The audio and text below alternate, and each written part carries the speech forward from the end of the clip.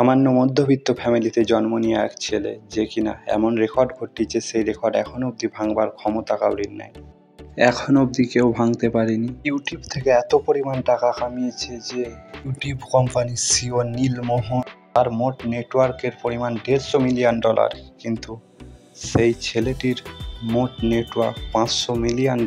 সামান্য ইউটিউবের ইনকাম। হ্যাঁ, আজকে আপনাদের যার কথা বলতে চলেছি আপনারা নিশ্চয়ই বুঝতে পেরেছি। হ্যাঁ, আমি বলতে চলেছি মিস্টার বিস্টের জীবন কাহিনী, যার জীবনের শুরুটা এতটা সহজ ছিল না।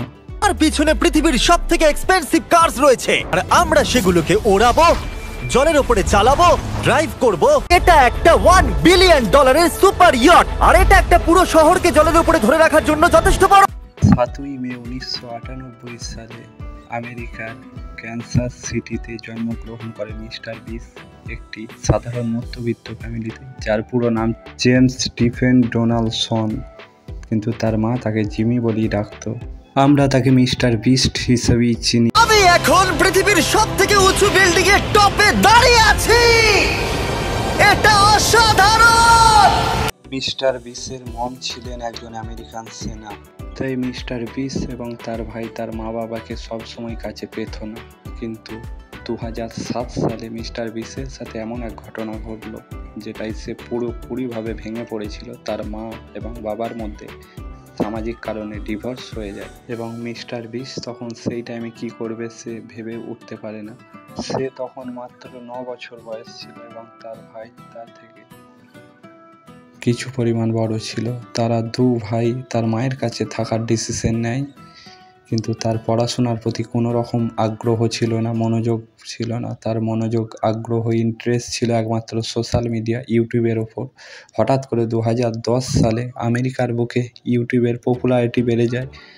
ইউটিউব হঠাৎ করে আমেরিকায় একটি পপুলার প্ল্যাটফর্ম হিসেবে, সোশ্যাল মিডিয়া প্ল্যাটফর্ম হিসেবে গণ্য হয়, এবং আমেরিকায় সমস্ত ইউটিউবারদের পপুলারিটি বাড়তে থাকে, যার ফলে মিস্টার বিস্ট সিদ্ধান্ত নেয় যে সে একটি ইউটিউব চ্যানেল খুলবে, এবং সে তার প্রথম ইউটিউব চ্যানেলটিও সে ক্রিয়েট করে ফেলে 2010 সালে, এবং সে তার প্রথম ইউটিউব চ্যানেলের নাম দেয় মিস্টার বিস্ট 6000। সে তার এই গেমের নাম দেয় তার মাইনক্রাফট গেমের নাম থেকে।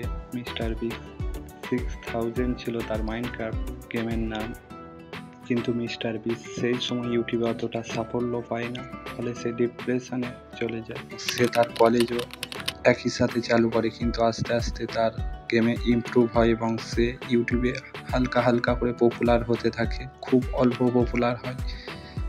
এবং 2016 সালে সে এক এমন বড় সিদ্ধান্ত নেয়, সে কলেজ ড্রপ আউট করে, কলেজ ছেড়ে দেয়, এবং সে তার কলেজ ছেড়ে দেওয়ার ফলে তার মা তার প্রতি রাগান্বিত হয় এবং তাকে বাড়ি থেকে বার করে দিতে যায়। কিন্তু সে তার মাকে বোঝায় ইউটিউব সম্পর্কে, যে ইউটিউব কতটা বড় হতে পারে, ইউটিউবের সাফল্য।